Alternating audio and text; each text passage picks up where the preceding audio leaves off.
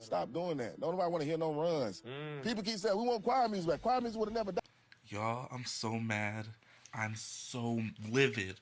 I don't even have a background today because what do you mean? What? There's so many layers in this interview. I can't even. This is what I hypothesize. First off, the decline of choir music, I genuinely think, comes from people's lifestyle. We don't have as much time as we used to have. We don't have time to sit in choir rehearsal as long as, people before us did. So a lot of people turn to CCM, CCW, etc. Something else that factors into that is once it became popular, more and more churches started incorporating that type of genre into their Sunday worship experience. So from my point of view, everything he literally just said was horrible. I genuinely don't think that choir music is not liked. I just think that one, our lifestyle, and two, it's literally because y'all killed the genre.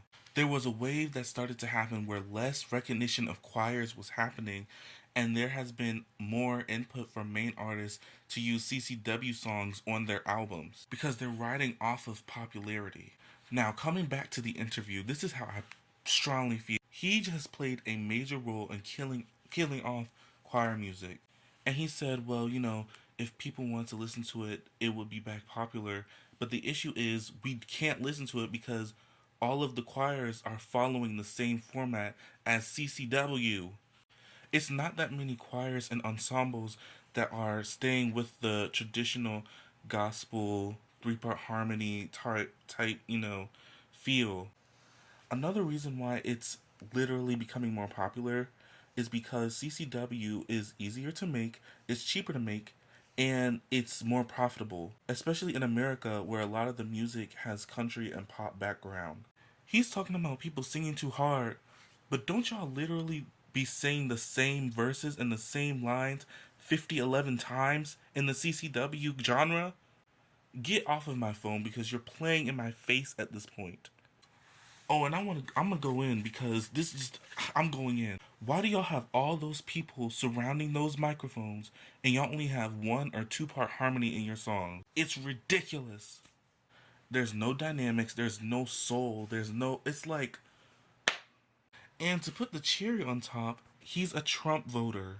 He's a Trumpy, a maggot. Which leads me to the real reason I'm making this video. Y'all, there is an assault that is happening on the black church. I'm not going to drop names, but first it was the telling black people to follow law enforcement, to just trust and obey government and law enforcement. Then it's the subtle sweeping under the rug of what's happening in our country. The pseudo-intellectuals are trying to disengage us from what's happening in the real world. And now they are trying to take the music from us. They're trying to tell us and strip the music, the culture, and everything and suck it out of the church. And they're trying to suck it out of the mainstream. And this is why modern day gospel music is starting to fail, because there's still laces of white supremacy and colonism. It's making the black church become a shell of itself.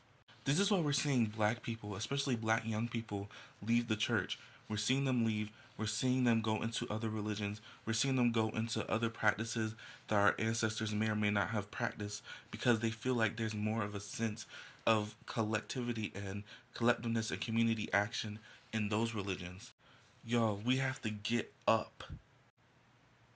And although I'm deconstructioning, I still believe in principalities and warfare, and I believe that at the end of the day, a lot of these principalities need to be dethroned in the black church, and that is where our power will come from. The ignorance, the bigotry, the hyper-individualism, that has to leave.